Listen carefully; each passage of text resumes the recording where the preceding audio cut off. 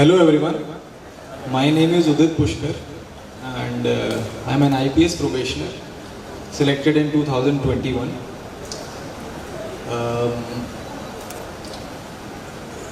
आप लोग मुझे बता सकते हैं कि यहाँ पर कितने जो बच्चे हैं वो भी स्कूल में हैं? Can you raise your hands?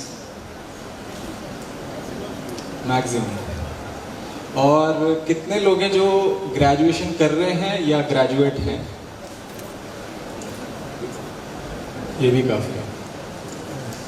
ठीक है, तो सिंस आप अभी मतलब काफ़ी सारे जनता यहाँ पर स्कूल में है, तो पहली तो मैं एडवाइस यही दूंगा कि आप अभी जम के खेलिए कूदिए. अभी क्यों इतना टेंशन ले रहे हैं कि यूपीएससी वगैरह के बारे में इतनी चिंता? मतलब अभी काफ़ी टाइम है आपको उधर जाने के लिए. लेकिन फिर भी आप इंटरेस्टेड है जानने के लिए, तो मैं बताना चाहूँगा आपको. तो लोगों के मन में ये कॉमन सवाल आता है हर बच्चे के, इवन पेरेंट्स के भी, कि आईएएस बना कैसे जाता है, आईएएस आईपीएस बना कैसे जाता है, राइट? जोर से बोलिए कि आईपीएस और आईएएस बना कैसे जाता है. हम लोग देखते हैं कि कलेक्टर साहब घूम रहे हैं, एसपी साहब घूम रहे हैं, तो सबके मन में यही आता है कि ये बनते कैसे हैं. तो मैं अपनी स्टोरी शेयर करूंगा कि मुझे ये आइडिया कैसे आया और मैं यहाँ तक कैसे पहुंचा. सो बेसिकली मैं रहने वाला हूँ यूपी का और सहारनपुर में मेरा घर है और मैं वहीं पे मेरी स्कूलिंग हुई है. उसके बाद वही मैं मिडिल क्लास फैमिली से था, तो मेरे पेरेंट्स ने मुझे साइंस में दिलाई और साइंस के बाद मैं जेई क्लियर किया, राइट? मैं जेई क्लियर किया और मुझे गाइडेंस मिला कि मैं जाके इलेक्ट्रिकल इंजीनियरिंग पढ़ूं आईटी कानपुर में. तो I got this opportunity to study electrical engineering in IIT Kanpur. So मैं वहाँ गया और मैंने अपना मतलब जैसे जब मैं कर ही रहा था, तो 4th ईयर में बेसिकली मुझे मालूम नहीं था कि क्या होता है. UPSC, union public service commission के कुछ भी एग्ज़ाम होते हैं, गवर्नमेंट की कोई भी एग्ज़ाम होते हैं, वो मुझे नहीं मालूम था हमेशा से. क्योंकि हमारे जो कॉलेज में वो ज़्यादातर प्राइवेट सेक्टर पे फोकस रहता था कि प्राइवेट में क्या हो रहा है, बैंक्स में जाना है, मतलब इस तरह की जो चीज़ें होती हैं, कोर में जाना है, इलेक्ट्रिकल साइड जाना है, इस तरह का बात होती रहती थी. तो मुझे अभी तक नहीं मालूम था कि यूपीएससी क्या होता है, ऐसा कुछ एग्ज़ाम भी होता है, ठीक है? Because I never really cared actually. जैसे आपके मन में आज भी किसी के मन में डाउट आता होगा कि मैं आईएएस आईपीएस कैसे बनूं, लेकिन मेरे मन में कभी ऐसा डाउट नहीं था. तो जब 4th ईयर में मैं आया, तो एक बार हमारे कॉलेज में एक ऐसे ही सेमिनार ऑर्गेनाइज हुआ था, जहाँ पर हमारे कॉलेज के एक अलमनाई थे जो पहले हमारे कॉलेज में पढ़ चुके थे. वो सीबीआई के डायरेक्टर थे उस वक्त. सीबीआई होता है सेंट्रल ब्यूरो ऑफ इन्वेस्टिगेशन. ये पुलिस की एक सेंट्रल ऑर्गेनाइजेशन है और ये दिल्ली में बैठती है. तो that person was an IPS officer. तो उन्होंने आके हमें बताया कि ऐसे ऐसे ये वो सब होता है. तो मेरा फिर इंटरेस्ट आया, धीरे धीरे मुझे फिर इंटरेस्ट आया कि अच्छा ऐसा कुछ कर सकते हैं, ऐसा ये भी एक करियर ऑप्शन बन सकता है. लेकिन फिर भी मैं उस वक्त तैयार नहीं था कि मैं इसको फुल टाइम परस्यू करूं. लेकिन फिर भी at the back of the mind मेरे था कि अच्छा okay this is an option. और फिर मैंने जब इसके बारे में और एक्सप्लोर किया तो मुझे पता चला कि एडमिनिस्ट्रेटिव सर्विस होती है. अब सिंस मतलब मैं आपसे ऑनेस्टली एक बात पूछना चाहूँगा, कितनों को पता है कि यूपीएससी के माध्यम से हम कहाँ कितनी सर्विसेज में जा सकते हैं? किसी को आइडिया है? कोई बताना चाहेगा टोटल सर्विसेज कितनी होती हैं? वहाँ पे एक हाथ खड़ा है, कोई बताना है? जोर से बोलो यार. IRS, चलो ठीक है, यहाँ तक भी पहुँच गए, काफ़ी है मेरे लिए, इतना काफ़ी है. ऑल्दो इसके अंदर 21 से 22 सर्विसेज होती हैं, बहुत सारी सिविल सर्विसेज होती हैं. कुछ ऑल इंडिया सर्विसेज हैं जैसे आईपीएस, आईएएस और IFS, forest service, not foreign service. तो 3 जो है हमारी ऑल इंडिया सर्विसेज हैं, बाकी सब हमारी सेंट्रल सर्विसेज हैं. तो मैं बस आपको ये बता रहा हूँ कि इसके अंदर ऐसे बहुत सारी सर्विसेज होती हैं। जब इसके आप जब इसको सीरियसली कंसिडर करेंगे तो आप देखिएगा, इसको एक्सप्लोर करके पता चलेगा कि इसके अंदर ये सब भी होता है। तो coming back to my story, तो मैंने तो बस थोड़ा एक्सपोजर लिया था कि बैक ऑफ द माइंड में मेरा था कि okay I will have to you know I see myself making a career in this field. So but then I graduated from college and took up a private job where I have worked for 2 years. Engineering core engineering में था मैं, मतलब management consulting थी वो एक company which was related to my electrical field, but it use to consult other big companies, steel and power. तो वहाँ पे भी काम किया, मतलब मैंने प्राइवेट का वो लिया, बट देन फिर मुझे एक लगा कि ओके ठीक है, let's just you know wrap this up and try for this. और उसके करने के बाद फिर मैंने डेडिकेटली ट्राई करना शुरू करा। I left my job and then I actually started preparing for it. Preparation के बारे में आप अगर मतलब आप जानना चाहेंगे तो मैं इसको थोड़ा बाद में बताऊंगा, क्योंकि सिंस यहाँ पर अभी स्कूल की जनता, मतलब ज़्यादातर जो बच्चे हैं वो अभी स्कूल के बैठे हैं, तो मैं इतना प्रिपरेशन के बारे में अभी इसको एलैबोरेट नहीं करना चाहूँगा, बिकॉज आपको वो ज़्यादा समझ भी नहीं आएगा। लेकिन मैं मोटे मोटे जो आपको कुछ गाइडलाइंस हैं, की पॉइंट्स हैं, वो ज़रूर दूँगा। तो मैंने फिर प्रिपरेशन शुरू किया और उसके बाद आई फेल्ड मेंस ट्वाइस, लेकिन मतलब उसमें अंदर स्टेजेस होती हैं, प्रीलिम होता है, मेंस होता है, इंटरव्यू होता है। तो मैंने 2 बार प्रीलिम क्लियर किया, लेकिन मैं मेंस क्लियर नहीं कर पाया, लेकिन फिर थर्ड अटेम्प्ट में I got through. So this was my story, जो कि यहाँ तक है। 2021 में आई गॉट सिलेक्टेड। फिर उसके बाद हमारा एक फेज़ 1 ट्रेनिंग होता है IPS ऑफिसर्स का, जो कि हैदराबाद में होता है। लबासना पहले मसूरी में फाउंडेशन कोर्स होता है, फिर हैदराबाद में फेज़ 1 होता है, जहाँ पे ये सब कुछ सिखाते हैं। और फिर उसके बाद हमारा डिस्ट्रिक्ट प्रैक्टिकल ट्रेनिंग होता है, जो करंटली अभी मेरा रायगढ़ में चल रहा है। सो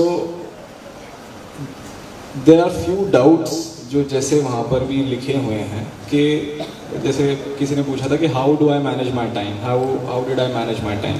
किसने पूछा है? कैन यू रेज हिज और her hand? Okay, this person.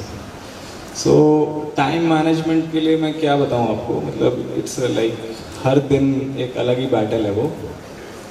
पर I do not believe in the theory कि अगर कोई मुझसे ये बोले कि UPSC क्लियर करने के लिए, मतलब जैसे ओल्ड स्कूल वाले लोग बोलते हैं, जैसे मेरे फादर भी बोला करते थे कि IAS बनने के लिए तो तुमको 16 घंटे पढ़ना पड़ता है, राइट? विच वॉज रॉन्ग, मतलब दिस इज़ नॉट ट्रू। ऐसा नहीं होता। कोई बंदा सस्टेनेबली 16 घंटे हर दिन नहीं पढ़ सकता। मतलब कुछ होते हैं super humans, but that's not the mean, we can not take that as a safe strategy. तो 16 घंटे वाला जो मिथ है वो भूल जाइए कि इतनी ज़्यादा पढ़ाई करनी पड़ती है। Quality matters here over quantity, because syllabus has evolved. We need more analytical part, application part is more required in UPSC than the rote learning part, which was earlier the case. Today this is not the case. So you have to really understand things and then apply to it in the exams. So उसके लिए आपको ऐसा नहीं है कि बहुत ज़्यादा पढ़ना पड़ेगा, मतलब I mean 5 to 6 hours is enough, maybe you know, जैसे जिस तरह से भी होता है। मेरा टाइम टेबल ऐसे रहता था कि मैं सुबह आराम से उठता था, थोड़ा बहुत पार्क में जाता था, जॉगिंग वगैरह करता था। Running has always been the part of my schedule, always. तो रनिंग करके आके I use to read my newspaper. कोई भी नेशनल डेली वगैरह आप लगाइए, हिंदू हो गया, इंडियन एक्सप्रेस हो गया, ये आप डेडिकेटेडली पढ़िए और उसके माइक्रो नोट्स भी बनाइए, जो रेलेवेंट न्यूज़ होती है, जो नेशनल न्यूज़ होती हैं, जो basically news which matter, I mean not the political news. ऐसा नहीं है कि पॉलिटिकल न्यूज़ मैटर नहीं करती, बट UPSC प्रिपरेशन में ये सब मैटर नहीं करता है। आपको कोर चीज़ें जाननी होती हैं कि इशू क्या है। अगर इशू जानेंगे तो उसके पीछे आपको लॉ पता चलेगा, उसके पीछे आपको फिर सुप्रीम कोर्ट के वर्डिक्ट्स पता चलेंगे, जो कि रियली इम्पॉर्टेंट है। Actually, we can take a separate session over, you know, how to read a newspaper only. You can find many sources on YouTube also that how to read a newspaper, because it's everything under the sun is in the syllabus of UPSC. So you really have to filter it out again and again. So मेरा फिर वही रहता था कि newspaper था, newspaper के I used to make notes. Then फिर मैंने सोचा था कि आई विल टेक 2 सब्जेक्ट्स. हर दिन मैं 2 पेपर को रीड करता था. जैसे यूपीएससी में भी GS 1, 2, 3, 4 है और मेरे ऑप्शनल है. तो GS 1, GS 2, GS 3, GS 4 which is ethics, and then you have this optional 1 paper, optional 2 paper. 2013 के बाद वही पैटर्न बदल गया. आप सबको पता होगा कि अभी एक ही ऑप्शनल सब्जेक्ट लेना पड़ता है. जो मेरे केस में मैंने ज्योग्राफी लिया. यू मस्ट बी सरप्राइज कि इलेक्ट्रिकल ग्रेजुएट है, ज्योग्राफी क्यों लिया. तो उसकी एक सेपरेट स्टोरी है जो मैं कभी आपको शेयर करूँगा. Because I was advised and I took the advice which later turned out to be not in my favour, but that's a different story. तो वही ये था कि मैं 2 सब्जेक्ट ले गया करता था. GS 1 ले लिया या GS 3 ले लिया, मतलब इकोनॉमी ले लिया और हिस्ट्री ले लिया. कभी you know make a schedule कि कभी ऑप्शनल ले लिया, कभी GS 2 ले लिया. तो इस तरह से आपको बैलेंस करना पड़ेगा. यू विल फाइंड कि आपको टाइम नहीं मिलेगा करने का, मतलब बहुत ज़्यादा सिलेबस होता है. तो यू हैव टू बैलेंस, मतलब जगल. यही टाइम मैनेजमेंट की है इसका. मतलब अगर जिसने वो कर लिया वो बेसिकली विनर होता है इसमें. क्योंकि पढ़ने के लिए इतनी 100 चीज़ें रहेंगी, 100 के 1000 चीज़ें रहेंगी जो आप कभी कवर नहीं कर सकते. So you have to be really smart about it. You have to filter it out, क्या पढ़ना चाहिए क्या नहीं पढ़ना चाहिए. तो इस तरह का रहेगा, इस तरह का रहता है वो. सो शेड्यूल में यही था मेरे. बाकी मैं ज़्यादा स्ट्रेस नहीं लिया करता था. जितना हुआ तो हुआ, नहीं हुआ तो नहीं हुआ. थ्रू आउट मैं स्पोर्ट्स खेलता रहता था. मतलब टेनिस का शौक है मुझे, बैडमिंटन का शौक है मुझे, टेबल टेनिस का शौक है मुझे, एनी रैकेट गेम्स. अगर आप में से भी कोई बहुत अच्छा रैकेट गेम्स खेलता होगा तो I would invite you to play with me कभी कहीं पे. तो मैं तो इस तरह से थी मेरी लाइफ चलती रहती थी. और मेंस में मैं 2 बार फेल हुआ, लेकिन फिर you know I came back with a strategy. Okay अब क्या गलती थी क्या नहीं था. कभी ऐसे में कम मार्क्स आ गए, कभी ज्योग्राफी के सेकेंड पेपर में कम मार्क्स आ गए. So you have to improve. हर बार तुमको इम्प्रूव करते रहना पड़ेगा. ठीक है, अगर ये हुआ तो ये है, अगर ये हुआ तो ये है. तो फीडबैक मिला और उसके अकॉर्डिंग तुमने काम किया. तो this is how it will work. Ideally मतलब I hope that any of you who is attempting, you know, I hope that you qualify in the first attempt. But नहीं होता है तो इस तरह से ही होता है कि आपको देखना पड़ेगा कि आपने क्या गलती की और वो उसके फिर काम करना पड़ता है. और तो बस यही स्टोरी थी मेरी. यही स्टोरी मैं अभी शेयर करना चाहूँगा आपके साथ. और मतलब जो की टेक अवे है यूपीएससी का, जो basically to principles that I consider UPSC में वही लोग सेलेक्ट होते हैं जो दो चीज़ें लगातार करते हैं. ठीक है, तो first is discipline. You have to be really disciplined. ठीक है, एक शेड्यूल बनाना, उस पर स्टिक करना. ये लगता है कि 2 दिन कर लिया, 3 दिन कर लिया, 4 दिन कर लिया, लेकिन सस्टेनेबली उसको over a period of months करना ये डिफ़िकल्ट होता है. ये आप भी रियलाइज़ करेंगे. तो एक तो डिसिप्लिन होना चाहिए चीज़ें करते रहने का, और कंसिस्टेंसी. दूसरा है कंसिस्टेंसी, परसिस्टेंस. परसिस्टेंस इसके अंदर बहुत रिक्वायर्ड है. रिपीटेटिवली आपको रिवाइज करते रहना पड़ेगा. आपका मन नहीं करेगा बार बार पढ़ने का. आप बोलेंगे कि पढ़ चुका हूँ यार, फिर से कितनी बार पढ़ूँ. लेकिन फिर भी आप कम मार्क्स आएंगे तो आप सोचेंगे कि ठीक है, जब आप दोबारा उसको पढ़ेंगे तो कुछ नया रिवील होगा, नया पता चलेगा. तो कंसिस्टेंसी इज़ द की.